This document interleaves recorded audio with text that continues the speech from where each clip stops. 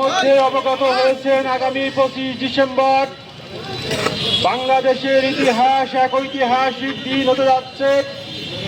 বিএনপির ভারপ্রাপ্ত চেয়ারম্যান, জাতীয়তাবাদী ছাত্র দলের সাংগঠনিক অভিভাবক, যিনি গোটা বাংলাদেশকে হৃদয়ে ধারণ করেন, আমাদের সেই আকাঙ্ক্ষিত নেতা জনাব তারেক রহমান দীর্ঘ 18 বছর পর আগামী 25 ডিসেম্বর স্বদেশ প্রত্যাবর্তন করবেন। তার এই স্বদেশ প্রত্যাবর্তনকে স্মরণীয় করে রাখতে চুয়াডাঙ্গা জেলা ছাত্র দলের পক্ষ থেকে আজকে আমাদের এই বিজয় মিছিল অনুষ্ঠিত হলো।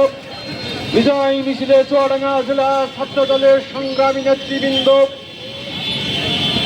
চুয়াডাঙ্গা জেলার অন্তর্গত চুয়াডাঙ্গা সদর উপজেলা পৌর কলেজ শাখার নেতৃবৃন্দ, জীবননগর উপজেলা পৌর কলেজ শাখার নেতৃবৃন্দ, দর্শনা থানা পৌর কলেজ শাখার নেতৃবৃন্দ, দামুড়হুদা উপজেলা শাখা কলেজ শাখার নেতৃবৃন্দ, আলমডাঙ্গা উপজেলা পৌর কলেজ শাখার নেতৃবৃন্দ এবং ইউনিয়ন ওয়ার্ডের বিভিন্ন পর্যায়ের নেতৃবৃন্দ যারা উপস্থিত হয়ে আজকের এই বিজয় মিছিল সফল করলেন, সকলকে জেলা ছাত্র দলের পক্ষ থেকে ধন্যবাদ ও কৃতজ্ঞতা জানাচ্ছি।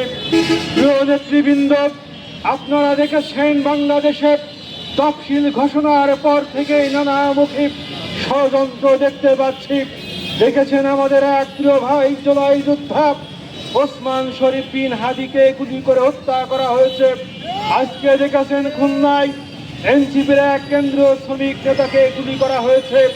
আমরা এই সকল অপচেষ্টা দেশ বিরোধী চক্রান্তের বিরুদ্ধে প্রতিবাদ জানাই এবং খুঁজে বের করে পিছনে যে সকল মাস্টার মাইন্ড রয়েছে তাদের গ্রেপ্তার করে শাস্তির দাবি জানাচ্ছি। প্রিয় নেতৃবৃন্দ, এই বাংলাদেশ স্বাধীনতার সূর্যের সৈনিকদের বাংলাদেশ, যতই ষড়যন্ত্র করা হোক না কেন, এই বাংলাদেশের মহান স্বাধীনতার ঘোষক 71 রণাঙ্গনের বীর যোদ্ধা শহীদ জিয়াউর রহমানের যোগ্যত্ব শরীফ জনাব তারেক রহমান এই বাংলাদেশকে নেতৃত্ব দিবেন। এই নেতৃত্ব ঠেকানোর মতো কোনো শক্তি কোনো ক্ষমতা চক্রান্তকারীদের নেই। আমাদের নেত্রী, আমাদের মা বেগম খালেদা জিয়া জিন্দাবাদ। ধন্যবাদ সকলকে।